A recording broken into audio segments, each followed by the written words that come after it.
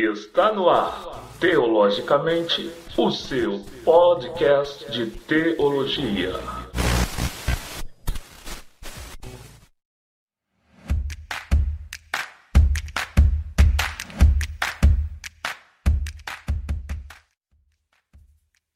Muito bem, estamos iniciando mais um Teologicamente, o seu podcast de teologia.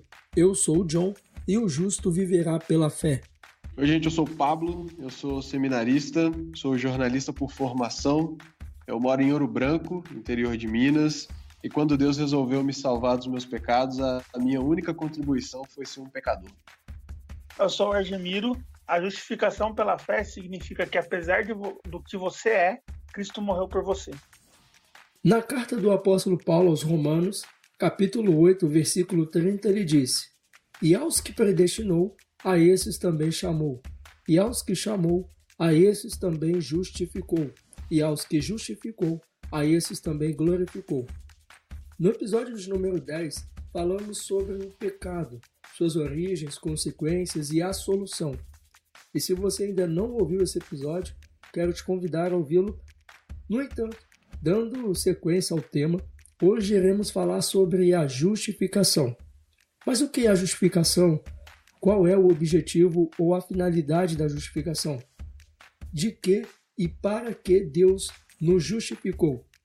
Tudo isso e muito mais no episódio de hoje.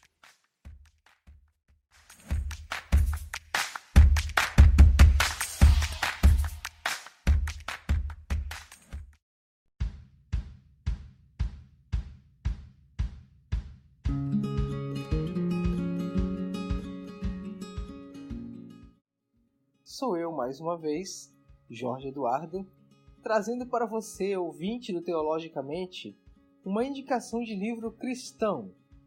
Desta vez, o livro que eu indico é O Problema do Mal no Antigo Testamento, o caso de Abacuque, escrito pelo pastor e teólogo Luiz Saião, publicado pela editora Ragnos.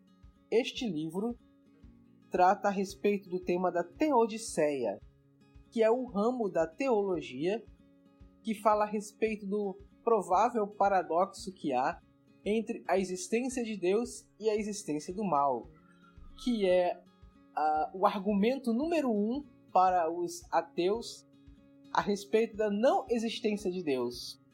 Como pode existir Deus se há tanto mal no mundo? Este livro, que é ricamente ilustrado, começa com uma definição de teodiceia, os vários tipos de teodiceias. Depois ele fala a respeito das palavras hebraicas que definem o mal no Antigo Testamento. E depois, analisando capítulo por capítulo do livro de Abacuque, ele fala sobre a experiência de Abacuque com o mal. Deus, ele usa o sofrimento para manifestar o seu poder e aperfeiçoar a nossa fé.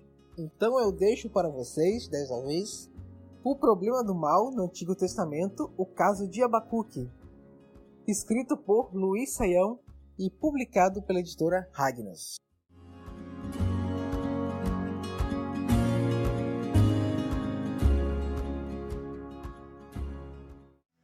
Eu não tenho ninguém. Eu não tenho ninguém por mim. Justiça! Faça a justiça! Dê o veredito. Todo o universo aguarda a sua decisão.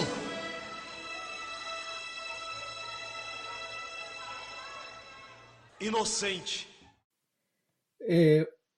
Pablo, a gente falou aqui, né, sobre Romanos capítulo 8, versículo 30, e essa passagem ela fala um pouco ali sobre justificação. Né? O objetivo final, a gente vai ver aqui dessa passagem, talvez não seja entrar especificamente na justificação, mas ela fala ali que sobre aqueles que Deus predestinou, esse chamou e esses também justificou. Então eu queria que você falasse um pouquinho para a gente o contexto dessa passagem, né? O que Paulo está querendo dizer aí com essa passagem. Então, cara, vamos lá. Paulo, quando escreve aos Romanos, A gente tem que pensar que Paulo está escrevendo para uma igreja que ele não plantou, né? E aí ele pretende visitar os romanos e nessa visita, e antes dessa visita ele está se apresentando para a igreja. E não só isso, ele apresenta aos romanos, na carta aos romanos, o seu evangelho, a ponto de que alguns teólogos vão dizer que o evangelho paulino ele está expresso ali perfeitamente na carta aos romanos. É uma carta mais madura já do apóstolo Paulo, em que ele apresenta no que ele crê e o que ele pregou, o que ele prega, o que ele ensina para as igrejas e para os crentes a quem ele evangeliza, as igrejas que ele planta. No capítulo 8 da carta aos Romanos, a gente vai ver Paulo falando sobre a salvação que nós encontramos em Cristo, e nesse trecho especificamente, do versículo 30, o que a gente vê um pouco antes também, no próprio capítulo 8, a gente vai ouvir de Paulo, como é que eu posso dizer? Questões relacionadas ao status da igreja. Ele começa o capítulo falando que já não há condenação para aqueles que estão em Cristo Jesus. Ele começa o capítulo 8 falando sobre a obra do Espírito na vida do crente, o próprio fruto do Evangelho, né, na vida do crente, que é livrar da lei da morte, né, dos efeitos mortificadores que o pecado causa na vida do crente. E aí, já no versículo 30, depois de falar que não há condenação em quem está em Cristo, que Deus fez em seu Filho, né, através do sacrifício de seu Filho, aquilo que o ser humano, o pecador, não poderia fazer, ele chega, já no versículo 30, e vai dar para a gente um panorama da história da salvação de cada crente. Ele vai dizer que esse crente, ele foi predestinado antes de todas as coisas, antes da fundação do mundo, e então ele foi chamado, e por esse chamado, que nós consideramos um chamado eficaz, ele foi, após esse chamado, justificado. E da justificação ele caminha para a glorificação. Então, o capítulo 8, ele nos dá uma bela compreensão de o que ocorre na vida de um crente, do ponto de vista da sua salvação, né? Qual é a obra de Deus na vida do crente quando ele é salvo, quando essa pessoa que foi escolhida por Deus para a salvação, sem méritos, sem ter feito nada para que Deus o preferisse, pela própria graça de Deus, o seu favor enorme, ele chama essa pessoa e a leva à conversão, que vai depois frutificar que vai, né, se findar na glorificação, esse processo aí que é iniciado lá na eternidade. Ele vai ter o seu fim, que não é exatamente um fim, né, o seu estágio final novamente na eternidade. Isso é um pouco do que Paulo está tratando aqui no capítulo 8 e o que ele está tratando no versículo 30, que eu poderia dizer que seria um certo contexto dessa passagem, né? Basicamente, resumindo, seria o capítulo 8, ele está demonstrando para a gente que a salvação ela é um trabalho de Deus. E do início ao fim, ele mostra para a gente o que Deus está fazendo. Deus está fazendo tudo na vida da pessoa que é salva. Como eu brinquei, o papel do pecador perdido na sua salvação é ter se perdido. Também aqui no próprio Romanos 8, ele é dividido em duas partes, né? O começo, ele começa falando da santidade, e a partir do capítulo 13, se eu não me engano, ele começa falando da maneira que somos adotados por Cristo, né? E também da maneira que o Espírito Santo intercede por nós. Que é através da justificação que nos tornamos filhos, né? Que somos adotados por Cristo.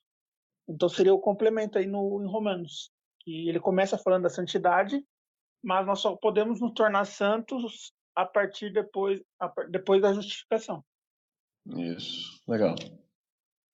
Então a gente vê que nessa passagem fica bem bem clara aí essa obra que Deus realizou, né? Como a gente vai ver é, na carta aos Romanos, nos primeiros capítulos, né? Paulo ele fala bastante sobre esse contraste, né, entre o pecado e a justificação, né? Então a gente vê que essa parte ele tá, tá falando assim basicamente qual é o destino, né, daqueles que foram salvos por Deus, né? Isso é legal porque a carta de Paulo aos Romanos, o Mark Seifert, ele fala sobre isso num livrinho não, num livro dele, que saiu pela editora Agnus, chama Justificado em Cristo. E ele fala sobre a justificação na carta de Paulo aos Romanos e a definição que o Seifert faz da própria conversão de Paulo. Um dos pontos dessa conversão é o que o Seifert chama, vai dizer que é Paulo entendendo que todos são pecadores. A despeito de uma compreensão judaica da época de Paulo, de que você tinha os judeus que iam entender que o povo de Israel era o povo eleito de Deus, e ele tinha recebido a lei de Deus, e ele era privilegiado diante de todas as nações, e Paulo vem dessa linhagem, Paulo é um hebreu de hebreus, Paulo é esse cara. Na carta de Paulo aos Romanos, a gente percebe que em sua conversão ele chegou à conclusão, diante da obra de Cristo, diante da revelação de Cristo para ele chegou à conclusão de que todos eram pecadores, independente da sua linhagem étnica, independente dele ser um hebreu ou um gentio. A sua raiz, a sua tradição não era o que fazia com que ele fosse justificado diante de Deus, mas sim a obra de Cristo na cruz. Então, olhar para a carta aos Romanos dessa maneira, enxergar isso dentro da carta aos Romanos é interessante para que a gente possa perceber como a nova, como que eu posso dizer, como que a compreensão a que Paulo chegou, e a gente não pode entender a conversão de Paulo apenas como uma nova compreensão, mas como que essa revelação a Paulo, né, a partir da obra de Cristo, a partir do seu encontro com Cristo e a partir daquilo que o Espírito Santo está revelando a ele, o que ele aprendeu com a tradição dos apóstolos, como isso é marcante para o apóstolo Paulo a ponto de isso entranhar toda a carta dele aos Romanos. Ele vai falar muito sobre a justificação pela fé nos capítulos iniciais da carta dele. Ele vai falar muito sobre como não é o cumprimento da lei que vai salvar a pessoa, ao contrário do que um judeu talvez pudesse acreditar no tempo de Paulo, né? Que é a compreensão que a gente vai ter. Ele vai contrapor essa salvação pelo seu próprio esforço, pelos seus próprios méritos, à salvação que foi revelada para ele em Cristo, que era a salvação pela fé, e que tem a ver com o que Deus estava fazendo, que é o que ele vai demonstrar aqui no versículo 30. Deus estava fazendo isso. Desde antes do mundo, Deus já estava fazendo essa obra. Então isso também é algo interessante da gente pensar quando a gente olhar para a carta de Paulo aos Romanos e para esse capítulo 8. O Argemiro, e nessa carta fica bem evidente assim, né, que como essa passagem ela fala que a continuação ininterrupta, né, do favor de Deus, desde o começo daquele que ele chamou até o final da sua vida, até a sua morte, né? Então, a gente vê que isso realmente é uma obra de Deus. Mas a gente viu aí que, como Paulo está falando da justificação, mas o que seria a justificação, Argemiro? O que quer dizer essa palavra em termos etimológicos, bíblicos? O que é justificação? Bom, a palavra justificado, né, significa pronunciado ou tratado como justo. Seria como se nós não pagássemos o que devíamos. Seria como se fosse quitada a nossa dívida com Cristo. Porque foi paga a nossa dívida. Uhum. Num resumo bem básico, a justificação seria isso, seria você se tornar justo. Você se tornar... seria um exemplo, você cometeu um crime, mas você não vai pagar por aquele crime. porque alguém pagou a conta, o seu crime ou a fiança no seu lugar. Mas o grande problema da justificação é que muitas pessoas hoje elas enxergam Deus como o que elas falam, né? Que Deus é amor.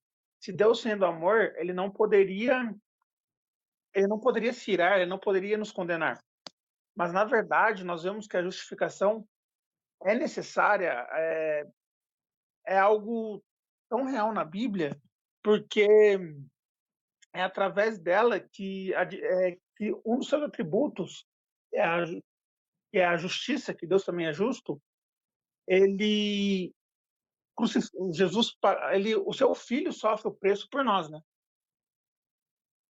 Então, a justificação é Cristo sofrendo por algo que era para ser para mim. A gente poderia. Pode falar. Apesar da justificação estar em toda parte da Bíblia, acredito que o versículo que mais trata da justificação, que seja o principal versículo da justificação, esteja em Romanos 3, do 21 ao 26, que lá ele está falando: mas agora sem lei se manifestou a justiça de Deus, testemunhada pela lei e pelos profetas, justiça de Deus mediante a fé em Jesus Cristo, para todos e sobre todos os que creem, porque não há distinção, pois todos pecaram e carecem da glória de Deus, sendo justificados gratuitamente por sua graça, mediante a redenção que é em Cristo Jesus, a quem Deus propôs no seu sangue, como propiciação mediante a fé, para manifestar a justiça por ter Deus, na sua tolerância, deixado impunes os pecados anteriormente cometidos, tendo em vista a manifestação de sua justiça no tempo presente, para ele mesmo ser justo e justificador daquele que tem fé em Jesus. Ou seja, como todos pecaram, todos necessitam de ser justificados, porque antigamente as pessoas matavam um cordeiro para pagar o seu pecado. E Deus mandou o cordeiro por nós, ele pagou a nossa dívida. Cristo, quando foi crucificado, o seu sangue estava pagando a nossa dívida, o nosso pecado. Isso que, em ponto simples, seria o pagamento da nossa dívida com Cristo.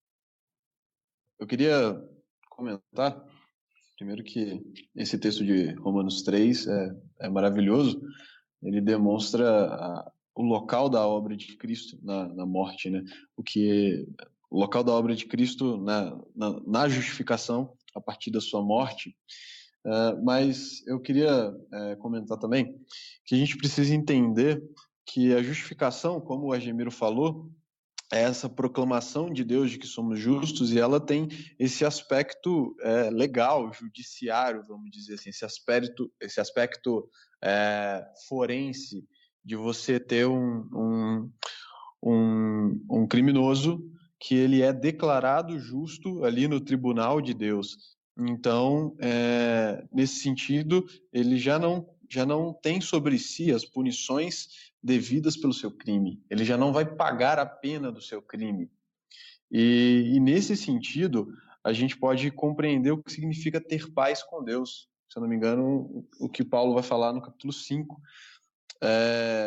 A gente só pode ter paz com Deus porque nós fomos declarados justos pelo próprio Deus diante do seu tribunal. Então, nesse sentido, a gente pode entender a obra da justificação como um momento, um evento na vida do crente, que é convertido por Deus através da sua graça, através do seu chamado eficaz, esse momento em que o seu pecado ele é apagado da sua ficha criminal, vamos dizer assim.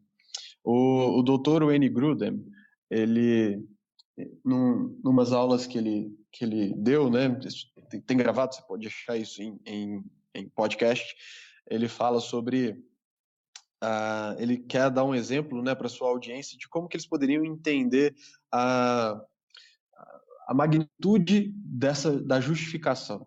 E aí ele pede para as pessoas que estão ouvindo para fecharem os olhos, se imaginarem diante de Deus, diante do tribunal, e Deus, e aí você no banco dos réus, e Deus dizendo: você é culpado por toda a eternidade pelos seus pecados. Ele pede para as pessoas imaginarem essa cena, né? Se imaginarem nesse local e imaginar o terror que é você estar diante de Deus, diante da Assembleia dos Santos e ter os seus pecados ali imputados sobre você e você sendo condenado por toda a eternidade a pagar pela sua ofensa ao Eterno. Uhum. Porque essa é a lógica, né? A condenação do pecador é eterna porque a ofensa do pecador é contra o Eterno, é contra a dignidade infinita do Deus Eterno. E aí ele pede para, num segundo momento, os seus alunos fecharem novamente os olhos, se imaginarem diante desse tribunal, imaginar toda a sua culpa e ouvir da boca do juiz celestial dizendo: você é inocente. Você é inocente. Diante do tribunal dos santos, e por toda a eternidade, você é inocente. Isso é a justificação que acontece na vida do pecador, mediante a sua fé, né? Pela graça, mediante a fé, que é um dom de Deus para aqueles que ele chama. Eu acho essa ilustração do Dr. Wayne Grudem interessante, porque a gente consegue ter uma compreensão, talvez, do que aconteceu de um ponto de vista espiritual, aquilo que a gente, às vezes, para aquilo que aconteceu no íntimo de algumas pessoas, assim, né? O momento da sua conversão em que a fé o leva a se entregar a Cristo, em que a fé o leva a confessar os seus pecados diante de Deus e rogar pela misericórdia de Deus em Cristo, e aí ele é salvo. Como você usou esse exemplo aí. Da experiência. Oi, pode falar. Eu só quero fazer uma observação aqui, até para quem está nos ouvindo, assim.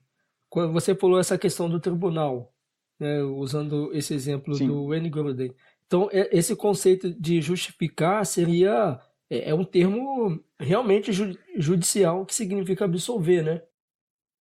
Isso, exatamente. O apóstolo Paulo usa a expressão tetelestai para falar do pagamento dos nossos pecados, que é uma expressão de cunho forense, né, jurídico para a sua época. É a ideia, de fato, de alguém que foi absolvido da sua pena. Uhum. E uma coisa que eu acho que a gente precisa também ter diante de nós é que quando nós somos justificados por Cristo, a gente não pode pensar apenas nos nossos pecados sendo apagados. Porque, vejam só, Paulo vai dizer para a gente que a lei, ela mostra que somos pecadores. Ele vai dizer para a gente que a gente conhece os nossos pecados pela lei. E a gente não pode cair na tentação de acreditar que a lei é apenas uma lei proibitiva, que é aquela ideia de quem não conhece o Senhor e de quem vive longe do Senhor, de que ser convertido pelo Senhor é se tornar alguém que deixa de fazer coisas. Mas a lei não é só deixar de fazer coisas, a vontade de Deus não é só que nós deixemos de fazer coisas. Porque se Deus tivesse nos criado para não fazermos coisas, era melhor não ter nos criado. Nesse sentido, a vontade de Deus para nós é que nós façamos obras de justiça. Uhum. Então, quando o Senhor Jesus vive de modo perfeito e morre na cruz, ele carrega sobre si os nossos pecados. Mas não só isso. Durante toda a sua vida, ele vive o que nós deveríamos viver.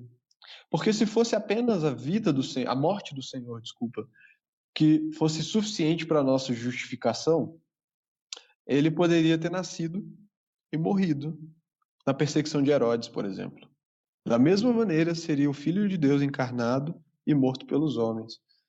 Mas foi necessário que o Senhor Jesus vivesse os seus 30 e poucos anos e vivesse a justiça que nós deveríamos ter vivido, para que na nossa justificação, ou seja, na imputação de justiça que é feita a nós quando somos convertidos, nós não apenas tivéssemos os nossos pecados apagados, mas também a justiça que o Senhor viveu fosse colocada na nossa conta, que é aquela troca injusta em que nós entregamos pecados e colocamos pecados na conta de Cristo e Cristo coloca em nós obras de justiça.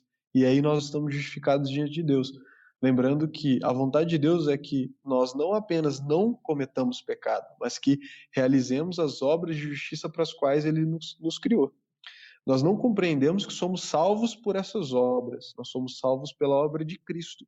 Mas quando Cristo nos salva, Ele imputa sobre nós, imputa em nós, em cada um de nós, indivíduos, a sua justiça, aquilo que Ele viveu e que nós deveríamos ter vivido. Também é importante pensarmos assim, porque senão para de fazer sentido a vida do Senhor. Por que o Senhor viveria do modo como viveu? Ele poderia ter simplesmente morrido, né? Morrido antes da vida adulta, morrido na perseguição de Herodes. Justiça! Faça a justiça! Dê o veredito! Todo o universo aguarda a sua decisão.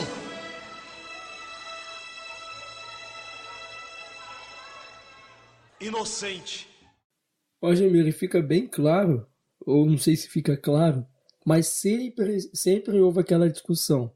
Quando a gente fala de justificação, de salvação, pela fé, pelas obras, sempre vem essa discussão. A justificação, ela está baseada nas obras, né, em méritos humanos, ou apenas pela fé?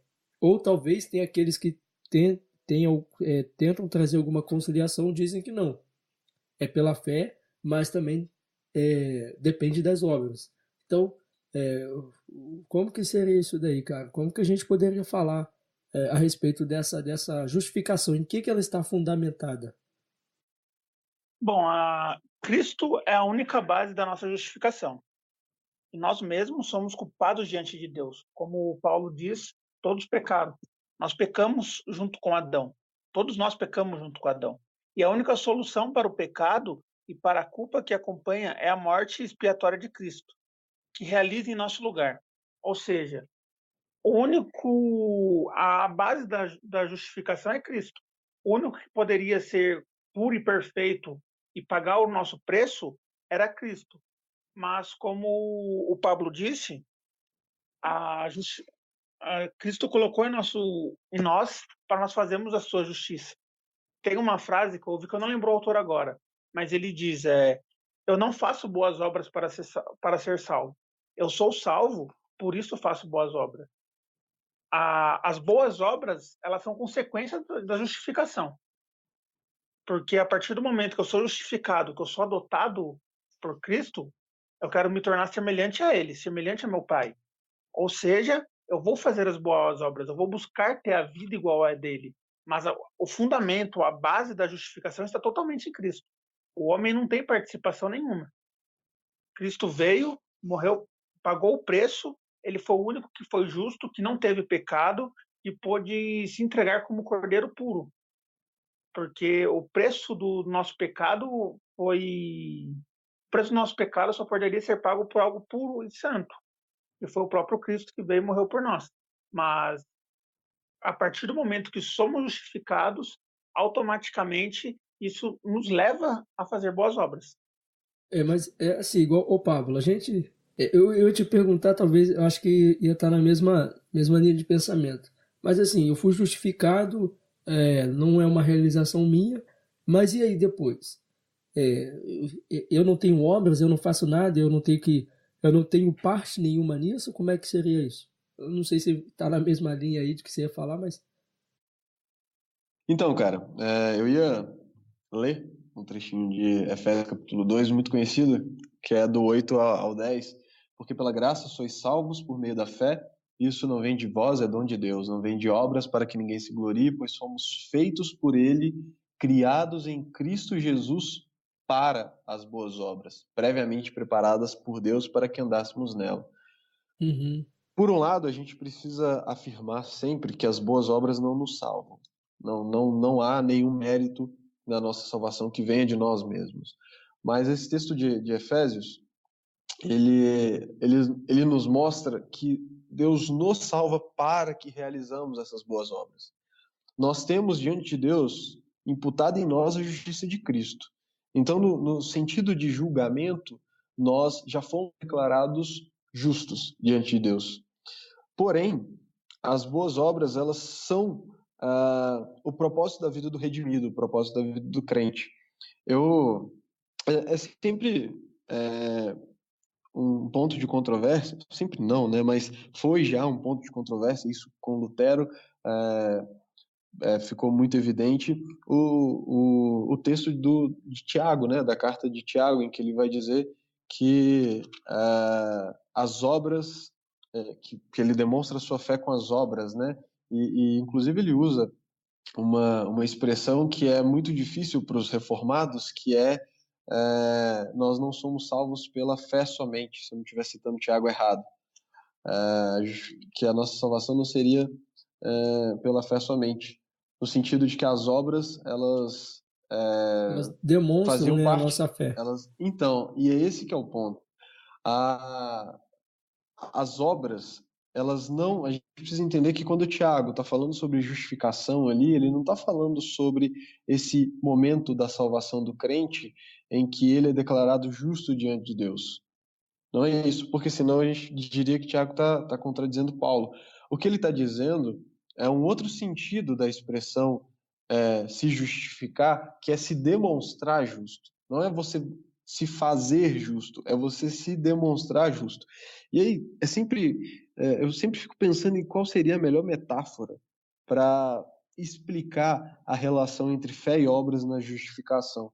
E eu acho que é uma tarefa muito difícil. O melhor resultado que eu consegui até agora de explicar é o seguinte: imagina que uma pessoa ela está presa e ela recebe, e o juiz, né, vamos dizer que você tem um rei, esse cara está preso, esse plebeu camponês foi preso e o rei pode soltá-lo. O rei pode redimi-lo da sua pena. E aí, para a redenção desse camponês, desse plebeu, desse criminoso, ele é culpado pelo seu crime, ele precisa de um documento do rei, um decreto do rei declarando-o inocente. Tudo bem? Então, só que esse decreto do rei, ele tem características. E uma dessas características o decreto do rei tem o selo do rei. O selo do rei, o anel do rei, que ele coloca lá a cera da vela e sela com o seu anel de selar. A gente pode dizer que esse criminoso ele é absolvido pelo selo do rei? Não. A gente não pode dizer que o criminoso é absolvido pelo selo do rei, porque muitos outros documentos trazem o mesmo selo. O decreto do rei doando terras para alguém vai trazer o mesmo selo que comprova que aquele documento é verdadeiro. Mas, se esse decreto do rei declarando esse criminoso inocente não trouxer o selo do rei, ele também não tem valor. Então, a gente não enxerga que é o selo do rei que salva, é o decreto do rei que salva. Mas o selo do rei demonstra que o decreto é verdadeiro. Então, essa foi a melhor metáfora que eu consegui até hoje, na minha curta existência, de tentar explicar o que são as obras na vida do crente. As obras não são aquilo que salva o crente, mas as obras, elas evidenciam, elas são como esse selo, essa marca d'água, essa marca de autenticidade da salvação do crente. Sem as obras, o crente ele pode ser salvo. Por exemplo, quando o ladrão se arrepende do lado do Senhor na cruz, ele é salvo. E ele não teve tempo na vida dele de fazer qualquer boa obra. Talvez a única coisa que ele fez de bom ali, foi repreender o seu colega que também estava insultando o Senhor, e ele disse: olha, a gente está condenado e nós somos culpados, mas esse daí é justo. Mas ele não é salvo pelas suas boas obras. Uma pessoa pode ser convertida e ela não ter tempo de evidenciar a sua conversão ali. Mas se uma pessoa vive ela tem uma vida em que ela pode evidenciar a sua conversão e não demonstra evidências da sua conversão, que é o ponto que Tiago está tratando na sua carta, ela tem que colocar em xeque a sua conversão. Porque existe um selo que é o selo do Espírito, pensando espiritualmente falando, e esse selo do Espírito dá frutos do Espírito, que é aquilo que Paulo vai trazer em Gálatas. Então, a gente precisa entender que não são as obras que nos salvam, mas um crente que crê que simplesmente por ter compreendido que ele precisa ser salvo em Cristo, ele teve uma iluminação teológica, ele conseguiu entender a teologia paulina, ele conseguiu entender a teologia reformada, e simplesmente por entender que a salvação é por Cristo, se ele não é regenerado, e se ele não é transformado por Cristo, não há evidência que ele foi justificado. Ele tem que olhar para si e reconhecer que ele precisa demonstrar a salvação que ele recebeu em Cristo. E aí, nesse sentido, que eu diria que as obras são esse selo de autenticidade, né? Como seria aí nesse decreto do rei. Não é o selo que salva, é o decreto, mas o selo demonstra a autenticidade desse decreto. Mas eu acho que é uma metáfora muito ruim. Eu acho difícil fazer boas comparações para conseguir explicar. A gente tem que ter diante de si a certeza de que nós somos salvos pela obra de Cristo, não só pela morte, mas por toda a vida de Cristo. A morte é onde ele entrega, né? Onde ele entrega a sua vida por nós e que no que nós cremos para a nossa salvação, na sua vida e na sua morte e na sua ressurreição. Mas eu acredito que seja por esse caminho mesmo, né, Gemiro? Porque a gente até tem uma frase que a gente colocou lá no Instagram, que a gente diz assim, né? A certeza da salvação leva-me ao arrependimento e à santificação, não a uma licença para pecar, como afirmam uns e outros. Então, geralmente, quando a gente vai falar assim, não, eu sou justificado por Deus, foi Deus quem me justificou, foi Deus quem me chamou, enfim. E quando a gente geralmente fala sobre isso, as pessoas já logo entendem que a gente está dizendo, não, então eu posso fazer o que eu quiser porque eu já sou justificado, eu já fui salvo por Deus, quem pode me condenar? Não há nenhuma condenação para aqueles que estão em Cristo Jesus. Então as pessoas já logo associam isso dizendo, não, então você é uma pessoa que pode ir para balada, pode beber, pode fazer o que você quiser que você está salvo, mas é nesse sentido que você está falando, se eu sou justificado, se eu sou salvo, as minhas ações não vão ser essas. As minhas ações serão boas obras, serão fruto de arrependimento, de santificação, de busca mais ainda por Deus, e não uma vida assim de decadência moral, social, espiritual, mas isso vai se refletir, essa justificação, essa salvação, vai se refletir tanto moralmente, né, na minha forma de se comportar, né, e tanto espiritualmente, sim, relacionado com Deus, né? Sim, eu acredito que tem um exemplo, uma história que eu estava lendo no livro do Paul Washer hoje, onde ele fala que numa universidade tinha uma matéria de física, onde os alunos de matemática também tinham que fazer essa matéria. Só que os alunos de matemática eles não gostavam, eles não gostavam dessa matéria, eles estavam até com medo porque era no último semestre eles podiam reprovar. E chegou o professor na sala de aula e falou: eu vou dar 10 para todo mundo na sala. Vocês podem fazer o que vocês quiserem que eu vou dar 10. E aí foi quando os alunos de física que gostavam da matéria saíram com os cadernos, tudo pulando e gritando, e foram para a biblioteca estudar, porque eles falaram, independente do que eu conseguir aprender, eu vou tirar 10. Já os alunos de matemática, eles pegaram o material, jogaram no lixo e foram embora, foram bagunçar. Porque eles falaram, já que eu não preciso tirar nota, para que eu vou aprender isso? Eu acredito que essa é a principal diferença, né? Quando você é justificado por Cristo, você vai fazer as boas obras porque você quer ser mais parecido com Ele. Você passou pela transformação no seu coração e você quer viver para Ele, você quer ser igual a Ele. Você não quer o céu sem Deus, você quer Deus. Porque também vivemos numa geração que hoje, que se fosse o caso de a pessoa estar no céu e Deus não está no céu, ela queria o céu, ela não quer Deus. E quando você é justificado, quando você entende que Cristo pagou o preço por você, você vai querer ser igual a ele. As boas obras vai ser para ser parecido com ele. Mesmo sabendo que você vai estar falhando, vai estar caindo, você sabe que o que o seu espelho é Cristo, que ele é seu alvo, né?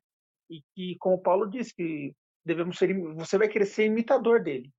Como devemos ser imitadores dele, a partir do momento que eu entendo a justificação, eu vou querer imitar ele porque eu devo a minha vida a ele. Eu não preciso da minha vida. A minha vida não é mais minha. Quando a gente fala sobre essa justificação, a fonte da justificação, a gente precisa entender, até para quem está nos ouvindo, tá, beleza, a justificação é isso,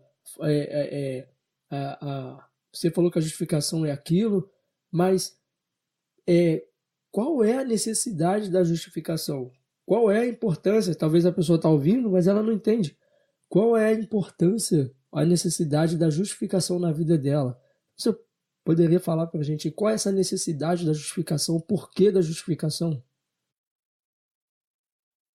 Então, cara, esses dias para trás eu tenho pensado em uma questão. Estava pensando sobre essas questões relacionadas à justificação, ao debate que foi o debate de Lutero, né, dos reformadores, a respeito da justificação pela fé somente. E pensando nesse dia que a gente ia bater esse papo hoje, eu fiquei me perguntando sobre quais seriam as mudanças em relação ao debate público a respeito da justificação, mas não apenas teológico. Além dos limites ali dos seminários, além dos limites das igrejas, se a gente fosse para a rua, qual seria o debate que a gente encontraria a respeito da justificação? E por acaso, isso é uma coisa, uma prática que eu tenho, que às vezes, quando eu estou com alguém, com alguém do meu trabalho, né? Às vezes eu tenho um tempinho ali, e aí eu tenho uma planilha que eu tenho que eu criei no Google Docs, em que eu tenho algumas colunas com algumas perguntas que eu faço para pessoas aleatórias, que às vezes trabalham comigo, e eu tive aquele tempinho com elas, que é sobre... primeiro eu pergunto para elas se elas creem no céu e no inferno, e depois eu pergunto para elas o que elas acham que é necessário para que uma pessoa vá para o inferno, e o que elas acham que é necessário para que uma pessoa vá para o céu. E aí dessas conversas eu comecei a pensar, do resultado de algumas dessas conversas, que a gente tem uma diferença hoje do debate, vou chamar de debate público, mas não pensando, como eu disse, na academia, não pensando nos seminários, mas pensando no público geral, no público leigo. Eu acho que a discussão hoje tem pouco a ver com as obras da salvação. Não, deixa eu corrigir. Não é que tem pouco a ver com as obras da salvação. Ela tem a ver com as obras para a salvação, uma justificação pelas obras, mas elas têm a ver também com o apagamento, o embotamento da ideia de necessidade de justificação, que é exatamente o que você me perguntou. A impressão que eu tenho é que as pessoas elas começaram a cada vez mais enxergar que a ideia de precisarem ser justificadas diante de Deus é uma grande mensagem alarmista, sabe? Daqueles homens sanduíches que ficam na rua, nas avenidas aí, nos filmes americanos, escrito "o fim está próximo", uma placa no corpo. A impressão é que as pessoas, quando elas ouvem nós dizendo que nós precisamos ser salvos, elas olham para a gente e pensam, esse cara, ele é um fanático. Porque a impressão que se dá é que ou a pessoa, ela já, né, muito influenciada pela cultura da época, ela já está tão distante da preocupação com a sua alma, com a salvação de sua alma, que ela deixa isso ali num quarto do lado, trancado ali, sem precisar se preocupar, e ela vai bater naquela porta ali só quando ela estiver na beira da morte, ela vai perceber o monstro que ela deixou crescer no quarto, sem dar atenção. Ou, né, por uma questão de secularismo e de ateísmo, ela toma isso como uma incerteza, algo que você não deve se preocupar, porque afinal de contas você nem sabe se isso é verdade ou não. Ou, por outro lado, a impressão que eu tenho é que algumas pessoas, elas olham para a sua própria vida e veja, ela não está se justificando pelas obras, mas ela está tirando de si o peso dos seus pecados devido ao seu sofrimento. É mais ou menos como se o pensamento fosse o seguinte: eu já sofro tanto nessa vida, Deus não vai me condenar. E aí, quando a gente volta para a Bíblia, a gente vai perceber que isso, muito provavelmente, é uma das novas mentiras inventadas pelos teólogos do inferno, pelo diabo, os anjos, vamos dizer assim, aquelas sutilezas dos falsos mestres. Porque o que Paulo vai demonstrar para a gente em Romanos 3, em Romanos 6, na verdade, ao longo da carta aos Romanos, que é aquilo que eu estava falando, que é a compreensão, a grande compreensão que Paulo chega na sua conversão de que todos pecaram. E aí, Romanos 3 vai demonstrar isso. Todos pecaram, estão destituídos da graça de Deus. Em Romanos 6, Paulo vai dizer que o salário do pecado é a morte. E aí, a necessidade da justificação, que é a pergunta que você faz, a necessidade é: o Criador do universo está furioso conosco. O Criador do universo, ele foi profundamente ofendido, eternamente ofendido, pelos nossos atos de impetulância, os nossos atos de orgulho, que é qualquer pecado. Qualquer pecado, no fim das contas, é nós dizendo para Deus: Deus, o Senhor me criou, o Senhor é o Deus eterno, Criador dos céus e da terra, mas eu cheguei à conclusão de que o Senhor não sabe muito bem como eu devo viver. Eu cheguei à conclusão de que o Senhor é um mau pai. Cheguei à conclusão de que o Senhor é um abusador. Eu cheguei à conclusão de que eu, sem você, sou um homem melhor, uma mulher melhor. Sou um ser humano mais completo. É a ideia de que nós podemos e devemos ser independentes de Deus. É a ideia de uma emancipação da criatura em relação ao seu Criador. E quando a gente perde de vista a grandeza do Criador, o seu amor em nos criar, a sua misericórdia em nos sustentar, apesar dos nossos pecados, quando nós perdemos isso de vista, nós nos tornamos pessoas completamente desprezíveis. Completamente desprezíveis. E não só isso, nós nos tornamos eternos ofensores do Deus maravilhoso que é o nosso Senhor e Criador. E aí, pela justiça de Deus, por ser justo, por ser amorosamente justo, ele nos condena. E essa é a grande necessidade de sermos justificados. A necessidade da nossa justificação, a necessidade de ter o nosso relacionamento restabelecido com Deus, porque nós quebramos esse relacionamento através do pecado. Acredito que seria difícil nós reconhecermos a necessidade da justificação, porque é muito difícil nós reconhecermos o quão mal somos, né? Porque nós sempre queremos achar que nós não somos mal o suficiente para ser condenado. Porque se eu for me comparar com Hitler, eu tenho aquilo na minha mente: eu não faria o que Hitler fez. Se eu for me comparar com um cara que matou o outro, eu não sou tão mal a ponto de fazer isso. Porque acabamos colocando que nós somos justos na nossa mente. É difícil você assumir que você é mal. É difícil você assumir que você é errado. É difícil você assumir que sem a vara de Deus, que sem Deus estipular o limite, você poderia fazer coisas muito piores do que Hitler. Só que hoje em dia parece que tem sido até ensinado em muitas igrejas: você não é tão mal assim. Você é uma coisa preciosa que Deus tá te buscando. Deus precisa de você. Deus é um coitado que está precisando de você, esperando você dar uma chance para ele, que ele morreu só por você, que você é o centro dele. Mas na verdade não é assim. Quando a gente entender o quão mal nós somos, o quão contaminado o nosso coração é, quão pecadores somos, aí sim eu acho que nós conseguimos entender a necessidade da justificação. Aí nós conseguimos entender o porquê de Cristo ter ter pago o preço, ou ter sofrido tudo que ele sofreu e ter dado o seu próprio filho para morrer. Aí tem uma pergunta de Jó, né, lá em Jó capítulo 9, versículo 2, que fala exatamente quando Jó ele fala, né, mas como pode o mortal ser justo diante de Deus?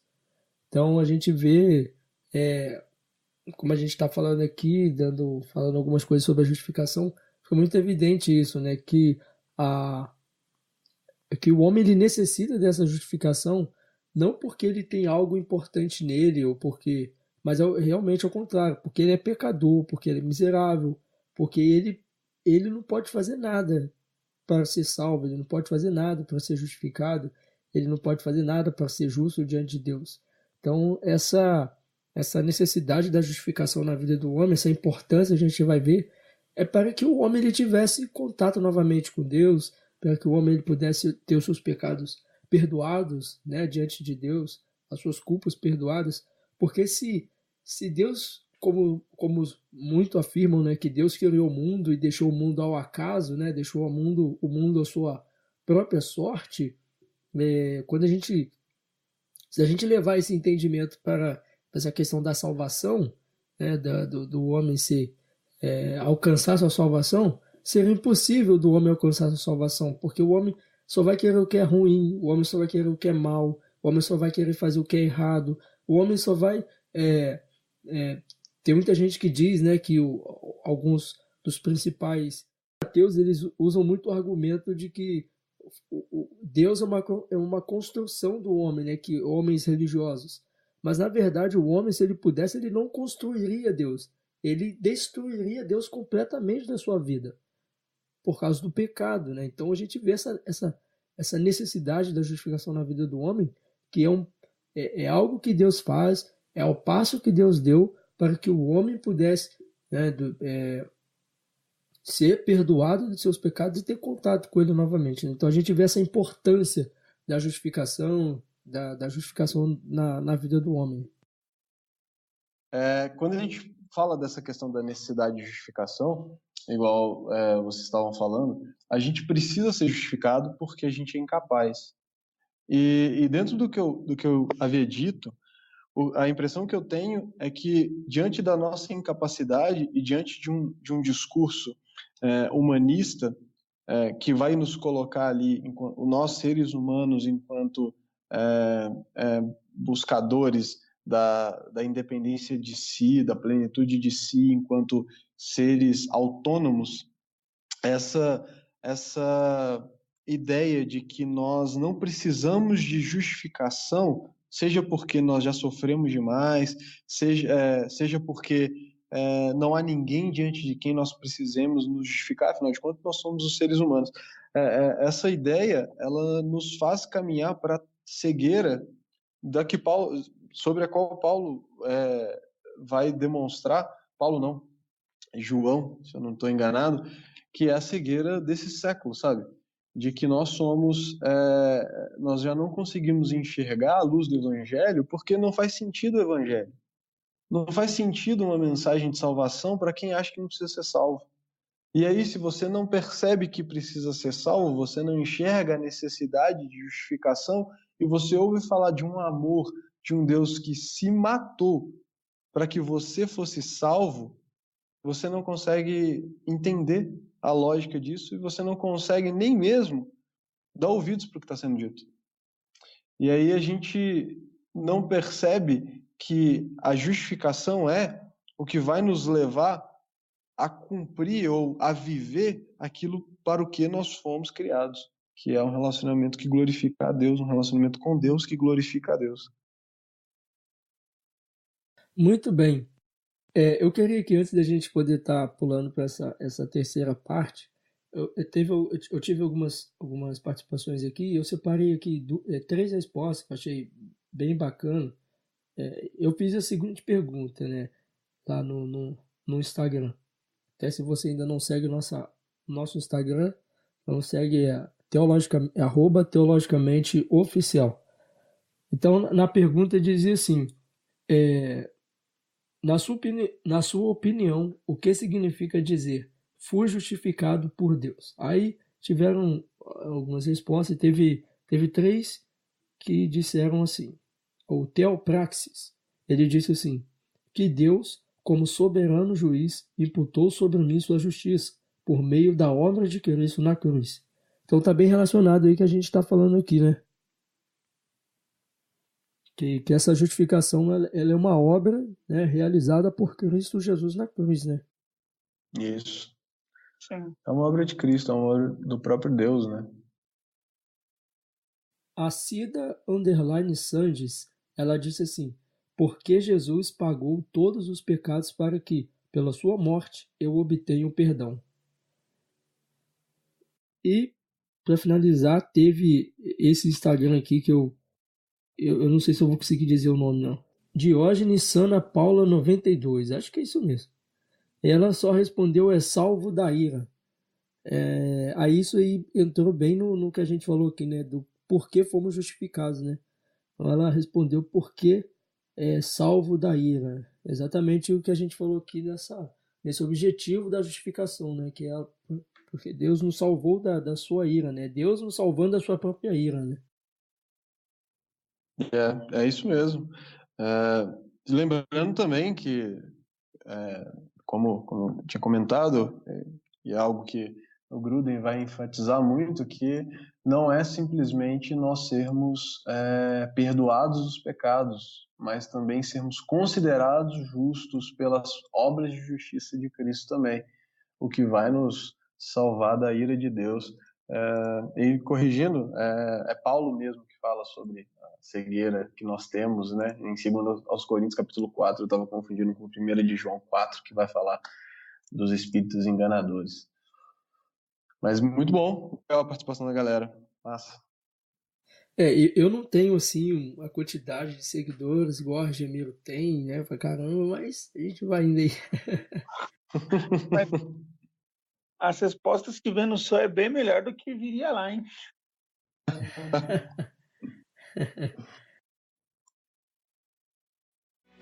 Justiça!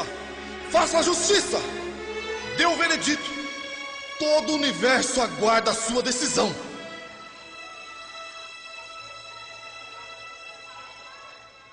Inocente.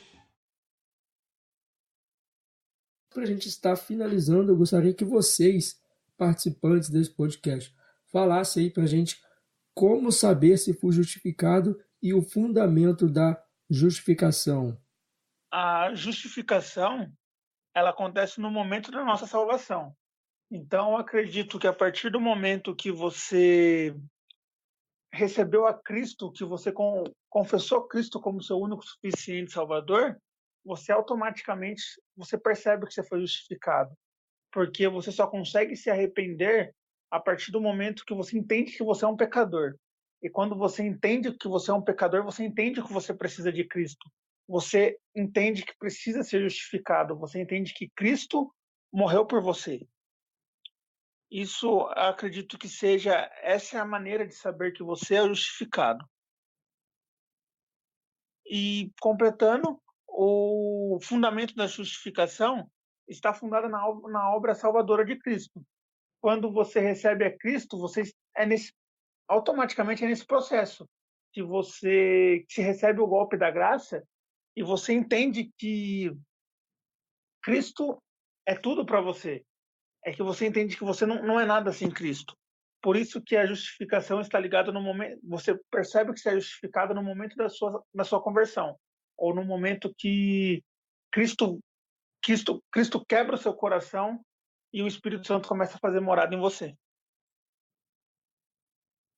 Eu acho muito legal isso que você falou, cara, porque a gente precisa voltar para o momento da nossa conversão. E eu sei que tem irmãos que tiveram uma conversão diferente da minha, que foi um momento na minha vida em que eu tive o meu confronto ali com o Senhor e fui convertido por Ele. Tem cristãos que cresceram aí na igreja e não sabem muito bem qual foi o dia ali da vida deles em que eles se encontraram definitivamente que tiveram definitivamente esse confronto ali de confissão de seus pecados e entrega da vida a Cristo.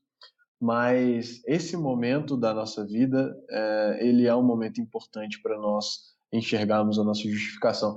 Eu sempre me lembro de uma música do Johnny Cash, eu não sei se essa música é dele ou se é mais um daqueles hinos que ele costumava gravar, e ela se chama I Was There When It Happened.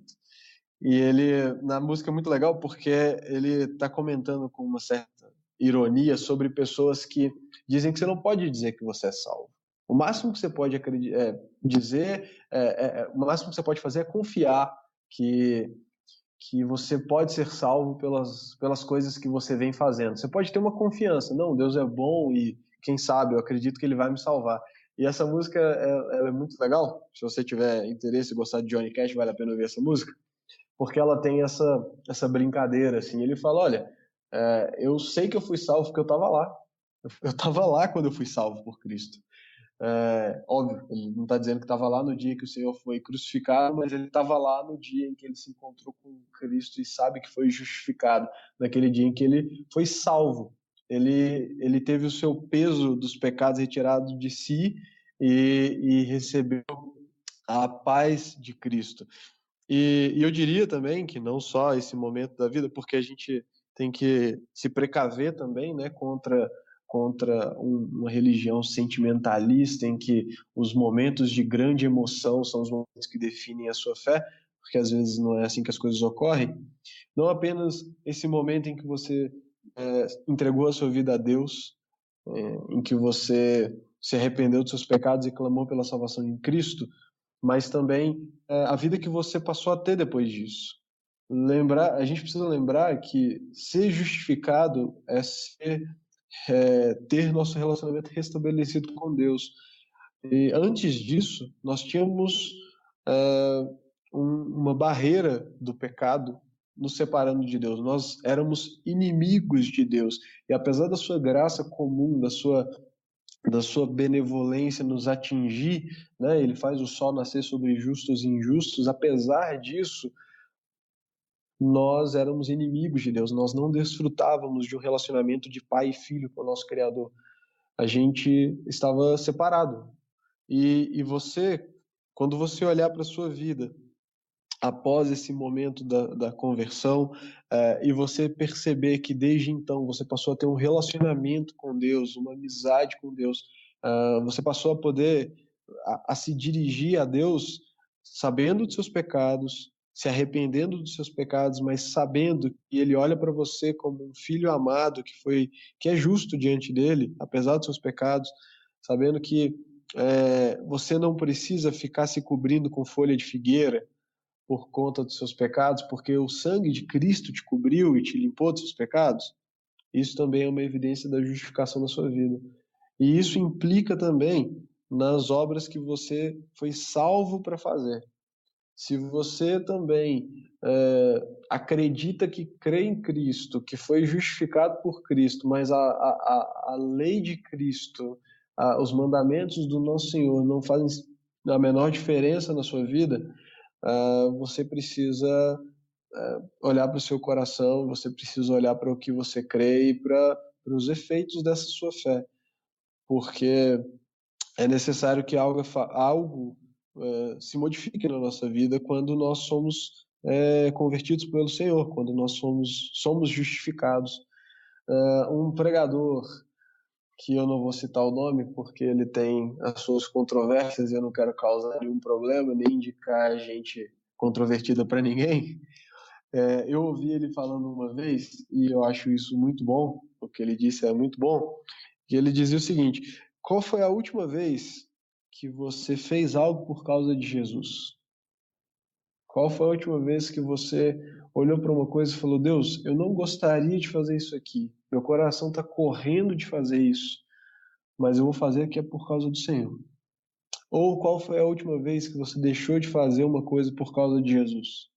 Qual foi a última vez que você estava louco para dar uma resposta ou para reagir a alguém e você falou: não, pelo meu Senhor eu não vou fazer isso. Ele não faria isso. Eu não vou fazer. Então, a gente deve olhar também para a nossa vida e procurar esses momentos, porque esses momentos não nos salvam, mas eles evidenciam que nós fomos salvos, nós somos regenerados, o Espírito Santo habita em nós, e essa é a marca do justificado. O selo do Espírito é a marca daquele que foi justificado em Cristo.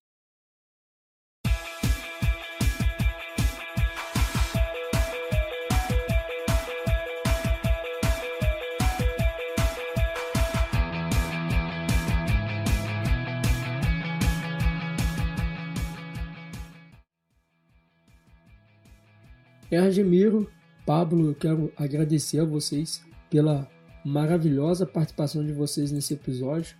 Muito obrigado, que Deus possa abençoar a vida de vocês, que Deus possa abençoar o ministério de vocês, a família de vocês, e para mim foi um grande prazer estar aqui com vocês. João, cara, eu agradeço demais o convite. Eu confesso que agora no final eu tô muito envergonhado, porque eu fiquei muito nervoso, nunca tinha feito isso na minha vida. Então eu percebi que eu, que já sou um pouco prolixo, fiquei 3 vezes mais prolixo. Mas muito obrigado, espero melhorar um dia e voltar aqui e estar com vocês. Gostei muito de participar desse bate-papo e ver o desenvolvimento do seu ministério, cara. Vou chamar assim o seu ministério audiovisual, seu ministério no rádio, do podcast caminhando aí já no 11º episódio. É muito legal, cara. Fico muito feliz de ver essa caminhada aí sempre progredindo. Foi um prazer, Argemiro. Eu não tenho nem porquê, como é que eu vou dizer? Eu sou só um aluno de vocês aqui, então eu fico muito feliz pela oportunidade. Eu agradeço de novo aí, John, nós participando de novo, muito bom. Agradeço ao Pablo, eu aprendi bastante. Como sempre, é muito bom aprender, então eu participo e fico mais quieto do que fala, né? Porque quanto mais você ouve, mais você aprende. Muito bem, chegamos ao final de mais um episódio de podcast. Eu quero agradecer a você que nos ouviu até o final. Muito obrigado pela sua paciência, pela sua participação. Muito obrigado pela sua consideração. Isso me deixa feliz demais em saber que o trabalho que nós estamos fazendo aqui está valendo a pena. Muito obrigado pela sua participação. Eu não sei por qual plataforma você está nos ouvindo, se é pelo Spotify, pelo Google Podcast, pela Anchor, pelo Cashbox ou até mesmo pelo YouTube.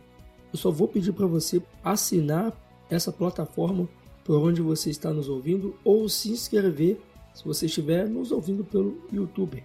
Se inscreva, assine, isso é muito importante porque assim você vai estar recebendo as próximas notificações e estar por dentro de tudo que rola por aqui. Então, muito obrigado pela sua participação, que Deus te abençoe e até a próxima, valeu!